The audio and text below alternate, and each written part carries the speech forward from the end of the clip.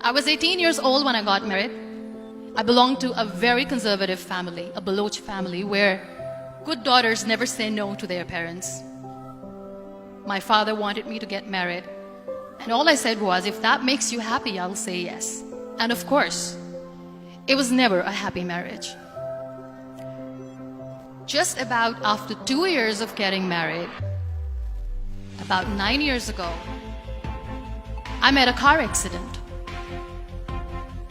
Somehow my husband fell asleep and the car fell in the ditch.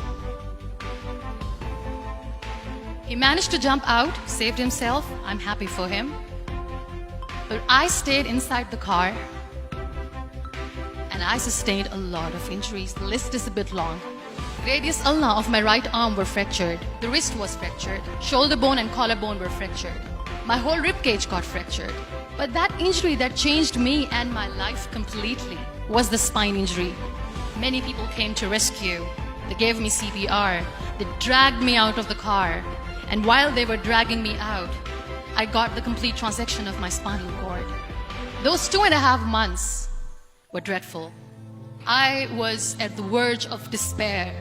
One day, doctor came to me and he said, well, I heard that you wanted to be an artist, but you ended up being a housewife. I have a bad news for you. You won't be able to paint again. Next day, doctor came to me and said, your spine injury is so bad, you won't be able to walk again.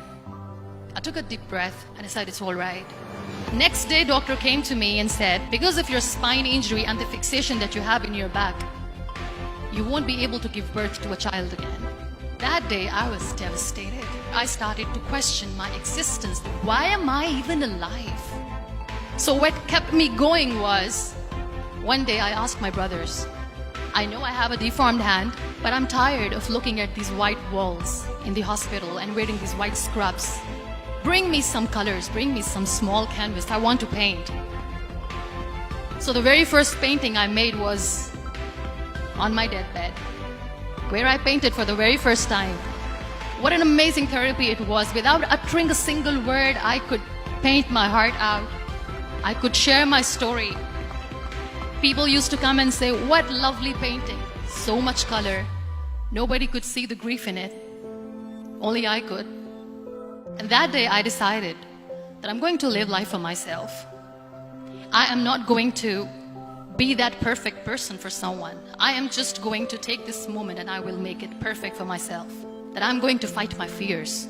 So I wrote down one by one all those fears. And I decided that I'm going to overcome these fears one at a time. You know what was my biggest fear? Divorce. But the day I decided that this is nothing but my fear, I liberated myself by setting him free. And I made myself emotionally so strong that the day I got the news that he's getting married, I sent him a text that I'm so happy for you and I wish you all the best. And he knows that I pray for him today. Number 2 was, I won't be able to be a mother again. And that was quite devastating for me. But then I realized there are so many children in the world, all they want is acceptance. So there is no point of crying, just go and adopt one.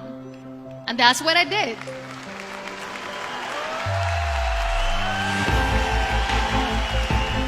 I gave my name in different organizations, different orphanages, and I waited patiently. 2 years later, I got this call from a very small city in Pakistan.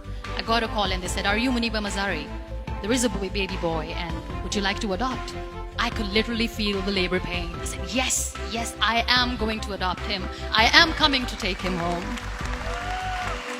And that day, I was 2 days old and today he's 6. You know, when you end up being on the wheelchair, what's the most painful thing? People think that they will not be accepted by the people because we, in the world of perfect people, are imperfects. So I decided to appear more in public. I started to paint. I have done a lot of modeling campaigns. I decided that I'm going to join the national TV of Pakistan as an anchor person. I became the National Goodwill Ambassador for UN Women Pakistan, and now I speak for the rights of women, children. I was featured in BBC 100 Women for 2015. I'm one of the Forbes 30 under 30 for 2016. So when you accept yourself the way you are, the world recognizes you. It all starts from within. We have this amazing fantasy about life. This is how things should work. This is my plan. It should go as per my plan. If that doesn't happen, we give up. I never wanted to be on the wheelchair. Never thought of being on the wheelchair. This life is a test and a trial, and tests are never supposed to be easy. So when you are expecting ease from life, and life gives you lemons, then you make the lemonade, and then do not blame life for that. It is okay to be scared. It is okay to cry. Everything is okay, but giving up should not be an option. They always say that failure is not an option. Failure should be an option, because when you fail, you get up, and then you fail, and then you get up, and that keeps you going. Embrace each and every breath that you are taking. Celebrate your life. Live it. Don't die before your death. Real happiness lies in gratitude. So be grateful, be alive, and live every moment.